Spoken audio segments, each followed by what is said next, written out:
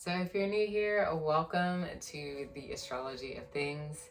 I'm your host and professional astrologer, Sheena, and today is December 9th, and it is 11:16 p.m. And today I wanted to talk about the meaning and significance of the 12th house.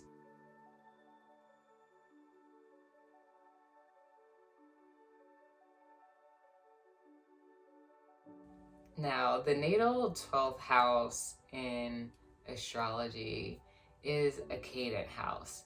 So this particular house is considered as inactive or not yet active. And so this is the house that you find just above the eastern horizon in a natal or birth chart. And based in Hellenistic astrology, which is an ancient practice of astrology, the 12th house is the place where Saturn rejoices. So there's a concept of planetary joys in astrology, which is a different concept than house rulership or sign rulership. But this isn't the video to dig into what planetary joys are. But I'll read a quote from one of the books I constantly reference when I want to brush up on the houses.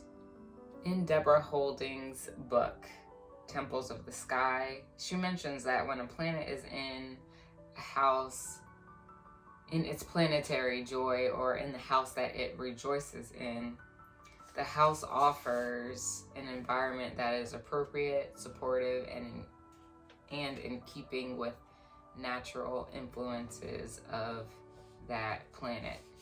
So when thinking about Saturn and it enjoying being in the 12th house, we need to look at the significations of Saturn just in general.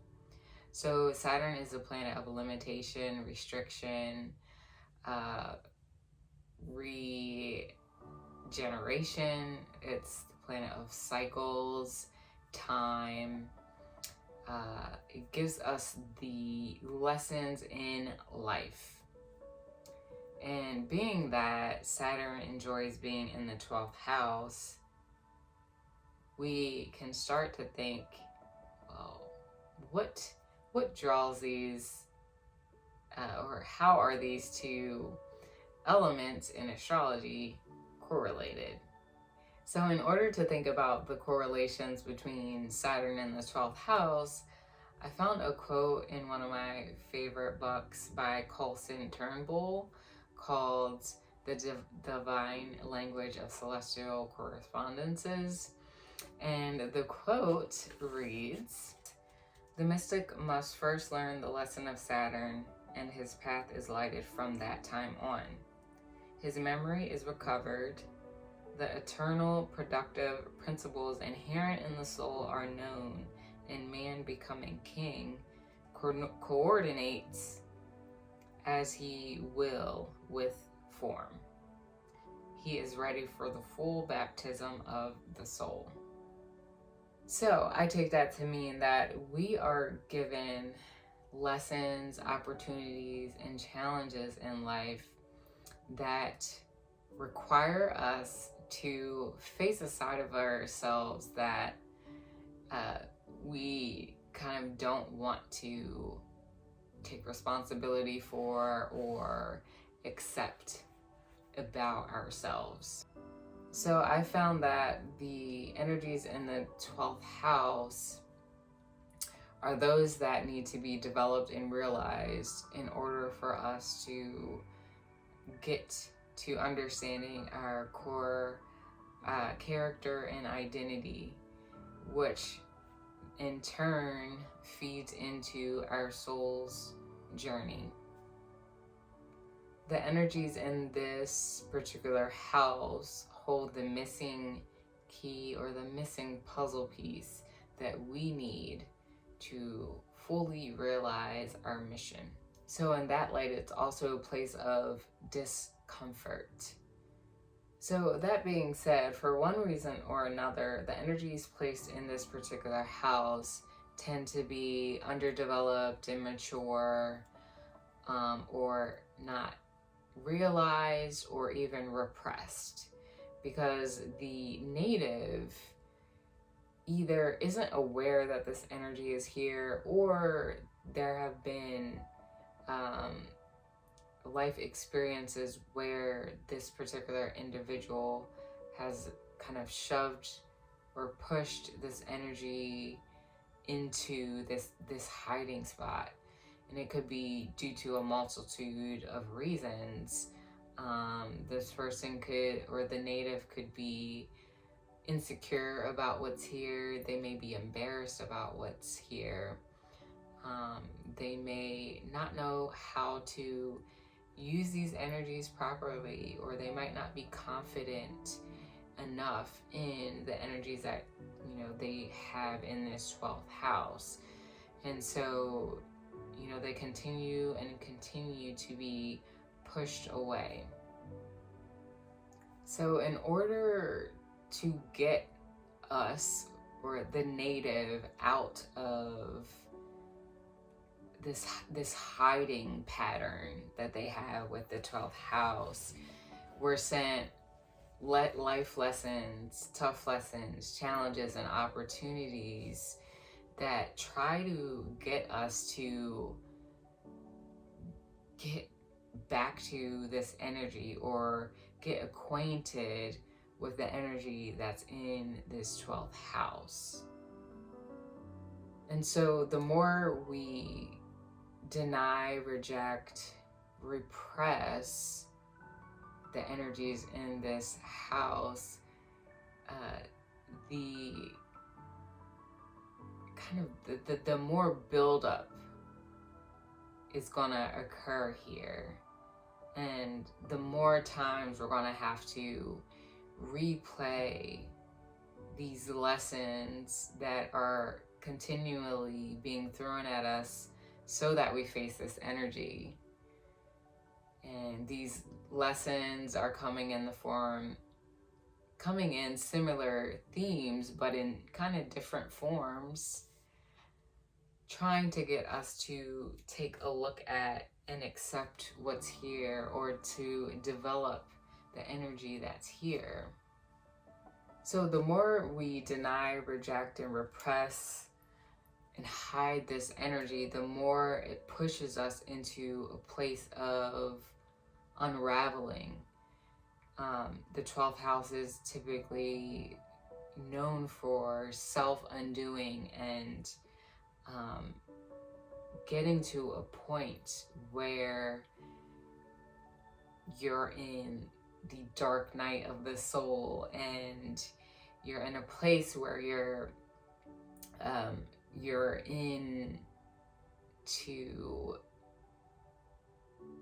into a place where you've gotten into bad habits and addictions, and escaping, running from these energies here.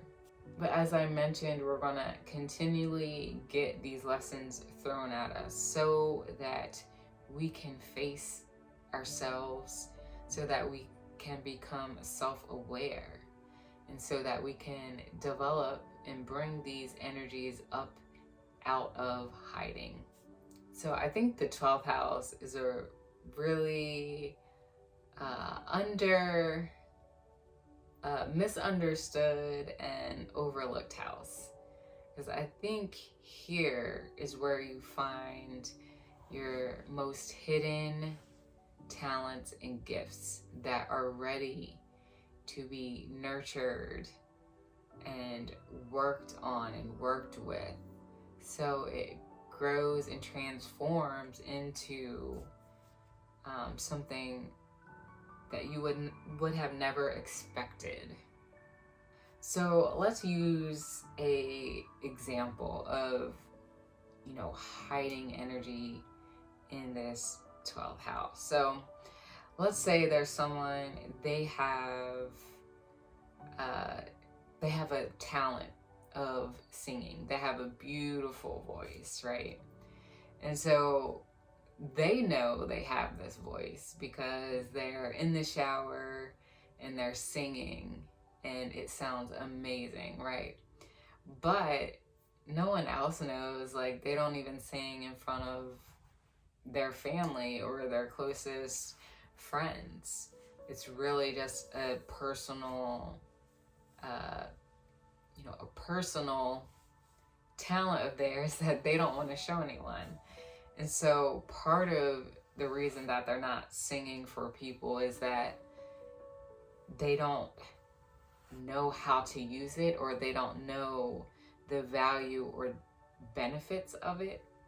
They don't know how they can transform this talent into something more than a secret hidden talent that they have. They might not even think they have a good singing voice. And so they'll come into life lessons and experiences that try to push this hidden talent into the light or forefront. So they'll be thrown little, like, small, medium, large, hard lessons of all different types to kind of get this person to push out this this talent, this gift, these energies that they're keeping in hiding.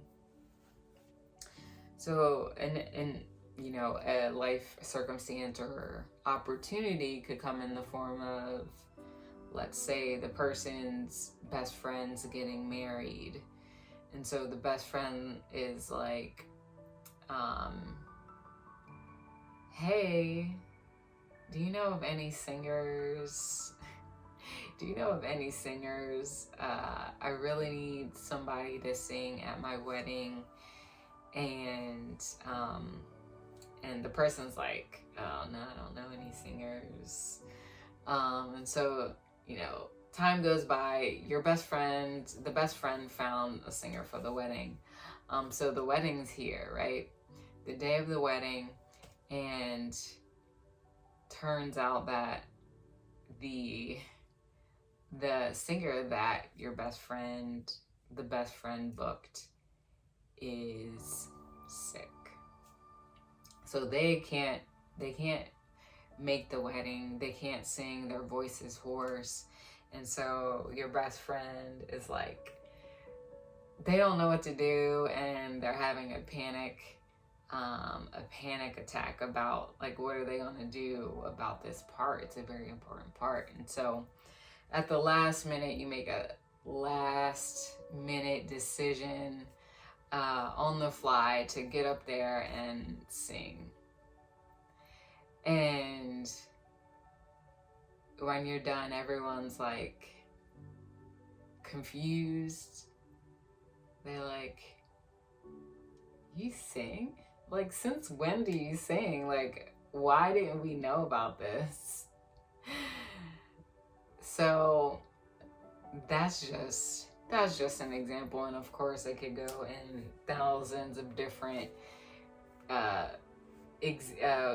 it could go into thousands of different expressions of how that story could have gone. But I was just trying to paint a picture of a simple life circumstance or opportunity or challenge that would be kind of put in front of you. So that's just an example. So in general, the 12th house represents symbolic things, physical things, even places, and psychological processes that are hidden, secret, behind the scenes, private. It represents meditation, introspection, reflection, rehabilitation, and even represents confinement and isolation. So in terms of places, for example, the 12th house is known for places of confinement, like imprisonment, or it could represent various types of hospitals, rehabilitation centers, places of rest. It could represent the library, which are quiet places. It could represent dark places. And so the 12th house, I think of a metaphor when I think of the 12th house. And so I think of the metaphor of coming out of the closet. And you can come out of the closet about a lot of things. I often think about coming out of the closet from a spiritual sense. I think sometimes many people keep their spiritual beliefs hidden and behind the scenes, and they don't voice their spiritual beliefs or religious beliefs because they don't want to be judged. They don't want to be judged about these beliefs that they have. They don't want to be laughed at. They don't want to be, they don't want to be, I guess, misjudged or wrongly judged, wrongly accused of believing in certain things that, which their belief about your belief is more so around miseducation on the matter. So yeah, as I was mentioning, this house represents dark, quiet, secluded, isolated places. So it could represent your closets, your attics, bedrooms, drawers even. And thinking of the 12th house in its relationship to meditative centers or rehabilitation centers or hospitals, they all have a similar theme around them. And it's that these are places that do keep us away from the normal daily activities of life, the social activities going on. And being in these spaces makes us slow down. It keeps us not as distracted as if we were, outside on the day-to-day basis. Being in these types of spaces, being in these types of spaces get us to focus in more on ourselves, focusing on how we got here, why we're here, when we're getting out, how are we going to work toward getting out, what's going to happen when we get out, how can we heal? This house is also a place of healing. So I do think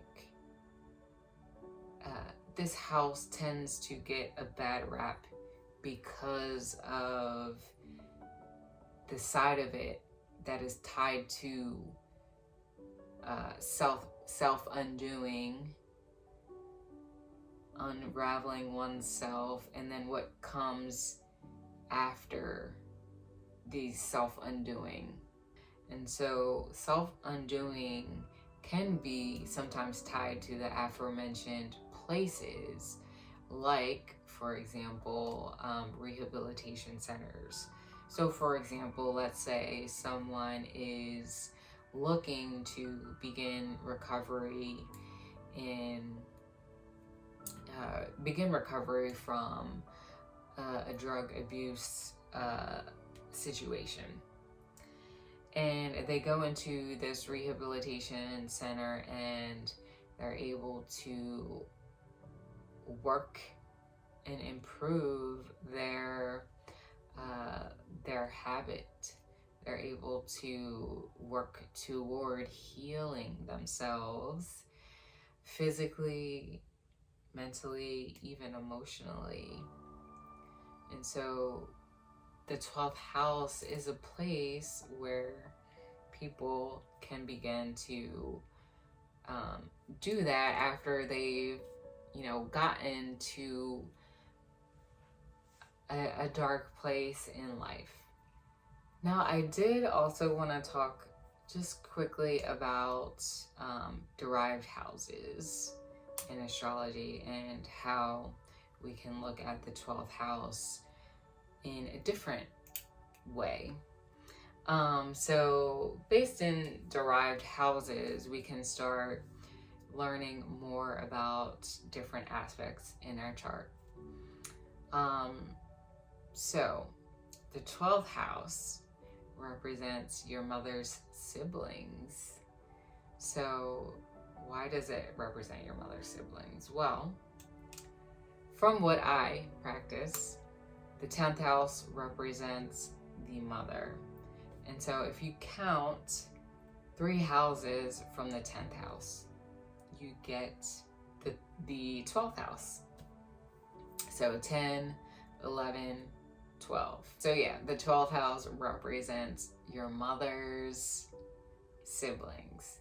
It could also represent your boss's siblings or cousins or neighbors. It could also represent your significant other's place of work and their work environment and what they do on a day-to-day basis. And that is due to the 7th house, which are your relationships, your partnerships, and 6 houses from the 7th house is the 12th house. And so you can look to the 12th house for that as well. Also, the 12th house represents your father's higher education, spiritual beliefs, religious beliefs, and broader perspective on life. You can find that in the 12th house. And that's because the 4th house, which represents the father, the 12th house is 9 houses away from the 4th house. All right. So that's just a little bit of fun with the derived houses. So I hope that adds a little more opportunity for you to add into your chart analysis if you read charts, or if you just simply read your own chart. All right, so one last thing before we go. I always think it's important, especially if you're interested in learning astrology, to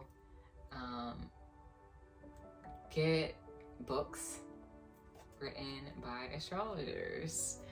I think the internet is a great resource to learn, of course. We're both here sitting on the internet right now. But I think it's really important to have a library of astrology books that you can reference. So I have a few suggestions if you want to learn more about the houses, or in general, just other general astrology foundations. So I have a couple books here. So one is the rulership book by what's his name? Rex Bills. But it's primarily a book of terms or keywords, I should say. It's just a list of keywords for the planets, the houses, the signs. So let me just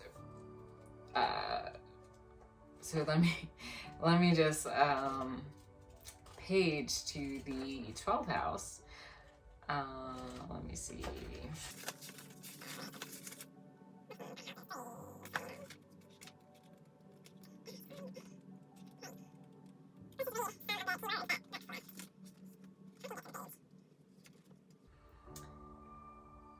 So, I'll just pick random words.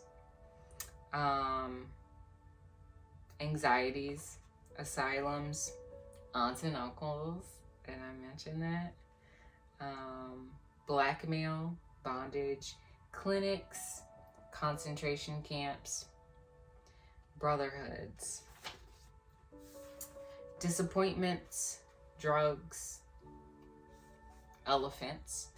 That reminds me, this house, the 12th house, represents large cattle.